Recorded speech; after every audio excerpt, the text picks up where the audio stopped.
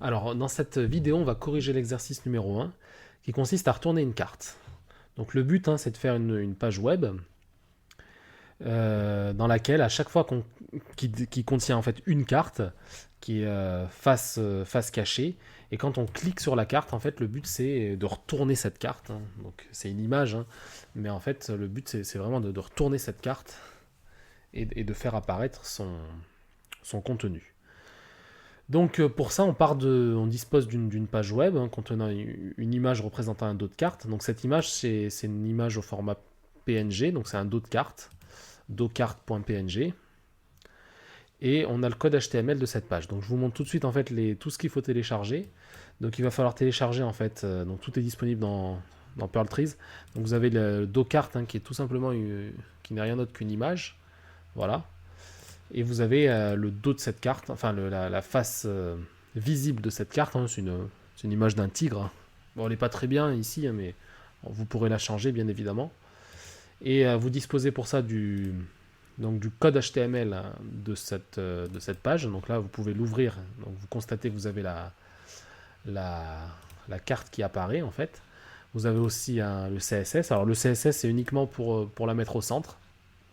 Et le JavaScript. Alors le JavaScript, c'est vous qui devez créer un fichier au format JS, initialement vide.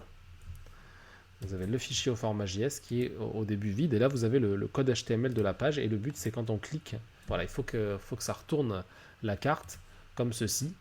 Donc moi je l'ai fait, donc ça a marché, mais là si je réactualise ça marche plus puisque j'ai pris soin de supprimer le code JavaScript. Donc on va le faire ensemble. Donc là, il faut toujours analyser le code HTML d'une page pour pouvoir faire du JavaScript dessus. Donc on voit ici qu'on a une balise image, bien sûr. On a une balise image qui a un ID, c'est image carte. Et vous avez la source. Donc rappelez-vous qu'en fait, dans une image, dans une balise image, la source, ça permet de savoir en fait quelle est l'image qu'il faut aller chercher dans le dossier et afficher. Donc ici, docart.png, c'est ici. Donc ce qu'il faudrait réussir à faire, en fait, c'est à chaque fois qu'on clique sur la carte, il faut que la source soit changée et qu'on prenne en fait la source carte 1. Donc, par exemple, si je remplace docart par carte 1, si j'enregistre et j'actualise, on voit que c'est cette carte-là qui est affichée maintenant. Donc en fait, en JavaScript, on voit très vite ce qu'on va devoir faire. On va devoir aller chercher en fait cette balise-là. Donc on va faire un document.getElementById puisqu'elle a un ID. Et ensuite, on va simplement faire une fonction qui change la source. Donc la source initiale, c'est docart. Et à chaque fois qu'on cliquera en fait sur l'image, il faudra que ça déclenche en fait tout simplement la fonction qui va changer l'attribut source de l'image. Donc on y va. Donc on va faire une fonction. Donc function retourner. Elle va s'appeler retourner. Et cette fonction, tout simplement, il faut aller chercher en fait préalablement. Il va falloir aller chercher. Donc peut-être on peut le faire dès le début en mettant let carte. On va créer une variable carte qui sera en fait égale à la balise image. Donc document.getElement by ID de imgcarte.